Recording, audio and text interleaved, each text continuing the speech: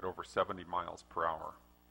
The energy needed to hurl a 4-ton girder at this speed is comparable to the energy needed to hurl a 200-pound cannonball 3 miles.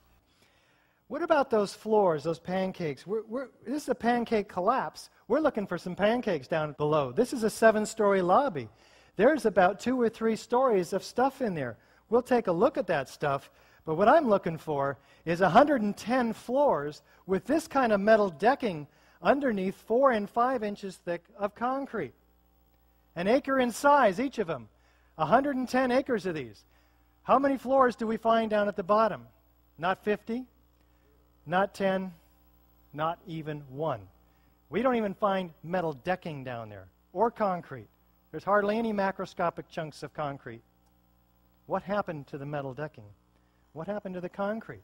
Tom Patrizio brought these floor decks out. 6,000 of them, he says. I couldn't believe it. Not one floor panel, he notes when he comes back to help the cleanup. Pancakes occur in pancake collapses. Enormous pyroclastic clouds of pulverized concrete? Well, where is all the concrete, in fact? Let's listen to Jeff King. One of the most significant things to my thinking that indicates that this could not have been the sort of collapse that we are told it was is the presence of the dust clouds. And as you've seen in the pictures, and I'm sure all of us have seen probably more than we would like, there were very, very large clouds of very thick dust that enveloped the area, that crossed the river, that made it almost all the way to New Jersey from the pictures that I've seen. This type of flow is something that we are familiar with in physics. It occurs in only 2 situations that we know of naturally. One is in volcanic eruptions where a large amount of material is suddenly exploded into the air and basically forms small particles. Thank you, Jeff. How about New York Governor Pataki? And you look, and you see, and there's no concrete. There's very little concrete. All you see is aluminum and steel. What happened to the concrete? The concrete was pulverized, and I was down here Tuesday, and it was like you were on a foreign planet. All of Lower Manhattan, not just this site, from river to river, there was dust, powder, 2-3 inches thick.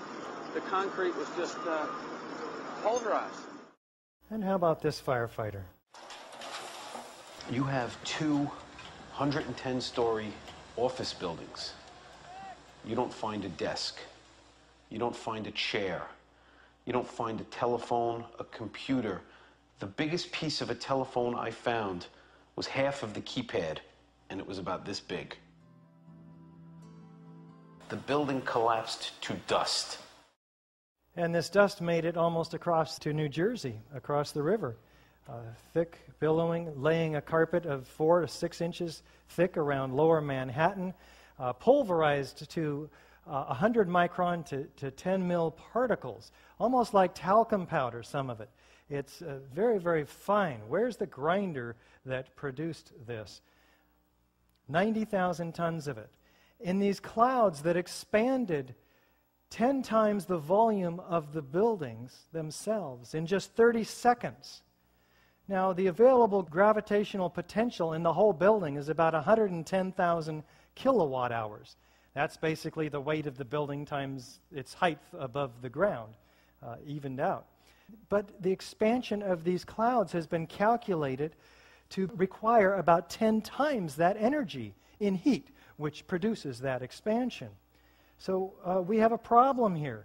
In fact, the gravitational potential of the entire building needs to also produce 4 other heat sinks. But first, we have a 15-story building. This part of the gravitational potential alone, it's converted all of its gravitational potential into kinetic energy. It can't do any more work. In other words, it can't fall at free fall speed and then also crush 80,000 tons of structural steel. It can't fall at free fall speed and also grind up 90,000 tons of concrete.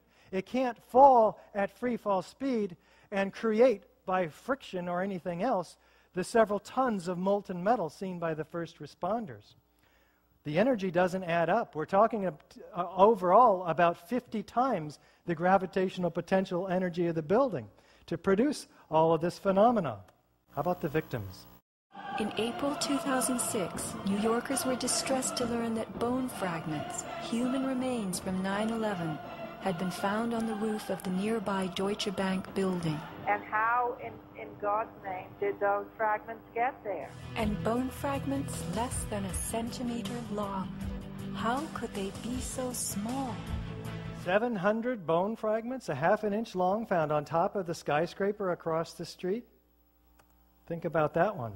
There were 2,749 victims, but only 300 whole bodies were found. 20,000 pieces of bodies found, 6,000 small enough to fit into a test tube.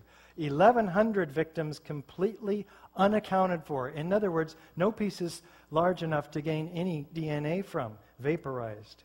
200 pieces were matched to one single person. Can fire and a gravitational collapse account for this massive pulverization of people? We talked about the iron microspheres. We talked about the chemical evidence of thermate in them and in the slag in the ends of the beams. And we talked about evidence of thermite in and unexploded thermite in the dust itself. All of this is direct evidence of explosive destruction. And none of it can be accounted for by fire. Let's have Dr. David Ray Griffin sum this one up for us. These facts taken together render the likelihood of the official theory essentially zero. In fact, each of the 10 phenomena, the likelihood of it occurring without explosives being used is by itself essentially zero. But let's be generous and suggest maybe there's a 1% chance that these things could occur. Virtual free fall speed, straight down, enormous amount of dust. 1% chance. But when you figure up the probabilities then, when you say how many, that 2 of them would occur, 3 of them would occur, by the time you get up to 10 of them occurring without explosive, you're talking about the likelihood of 1 in a trillion. So, we can say that the official theory about the towers is disproved as thoroughly as any such theory could possibly be, whereas all the evidence can be explained by the alternative theory, according to which the towers were brought down by explosives. The official theory is therefore an outrageous theory, whereas the alternative theory is, from a scientific point of view, the only possible theory. Thank you. How about that FEMA report? What does Engineering Magazine say about it? FEMA investigation is a half-baked farce, Bill Manning says, that may already have been commandeered by political forces whose primary interest, to put it mildly, lie far afield of full disclosure. The structural damage from the planes and the explosive ignition of jet fuel in themselves were not enough to bring down the towers. How about that NIST report? We got $20 million in 3 years. What happened with our tax dollars? Their task was to determine how and why World Trade Center 1 and 2 collapsed, and how and why World Trade Center 7 collapsed. Let's look at their objective. The focus of the investigation was on the sequence of events from the instant of aircraft impact to the initiation of collapse for each tower. For brevity in this report, this sequence is referred to as the probable collapse sequence. It doesn't actually include the structural behavior of the tower after the conditions for collapse initiation were reached, and collapse became, they say, inevitable. Wait a minute. You're going to spend 3 years and $20 million, and you're going to model every turbine in the airplane, and you're going to stop the entire investigation before the real action begins, right when the point where you're going to stop at the point where the truss was sagging and pulling in the first column, and you're just going to stop your analysis? How many engineers did you have working on this? And what are you concluding? They have 10,000 pages in this report. This is the half page that explains everything after that. No analysis.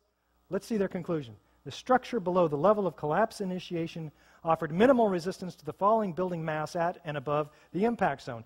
Structural engineers do this every day. This is not rocket science. You have